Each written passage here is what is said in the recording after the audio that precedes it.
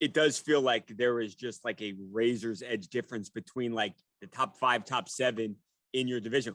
I joke because I called you a welterweight. We had to start over because I screwed that up. But the lightweight division is so competitive. It's incredible. I don't even know what to say about it. It's so good. Yeah, and that's what's great. I mean, and there's some crazy matchups already booked. Obviously, we got the world title fight the same night, Justin Gaethje versus Charles Oliveira. You got Conor, who's coming off of an injury.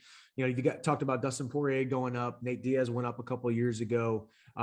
Speaking of welterweight, I would love to make 170 instead of 155. Competing at 155 pounds as a 36-year-old now. I've been competing in the 150 since I was 16 years old, and I've done nothing but get bigger and bigger. So, welterweight may be in my future. We'll see. Yeah, I was going to say, will you go up, Mike? Will that be something that you do just so you don't, not having to cut the weight, which is tough as you get older? I know it's tough always, but especially as you get older. Yeah, it's not necessarily tougher. It just takes a lot more, So when I used to be able to get away with an 8-week training camp eating perfectly, now I have to eat perfectly for 12 weeks leading up to it. And I got to live a different lifestyle than a lot of guys have the luxury of. But man, Matt, making 170 will be great, especially when you talk about Nate Diaz is a 155 pounder who fights at 170. George Masvidal is arguably still a 155 pounder who fights at 170. Colby Covington is not big. Dustin Poirier is talking about going up. Conor's talking about going up. Yeah.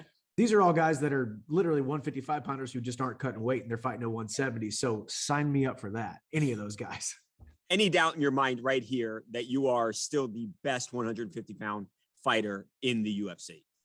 No, and that's what every fighter says. You obviously, the number one weapon that you can have isn't the X's and the O's and the punches and the kicks or the wrestling. It's self-confidence. And I believe in the calling on my life. I believe that I got in this sport in 2009, not just to be good, but to be great, not just to be great, but to be extraordinary and do some extraordinary things. And I think UFC gold is still very much in my future. And quite frankly, on May 7th, we see the two best 155 pounders on the planet, Justin Gaethje and Charles Oliveira, when it comes to rankings.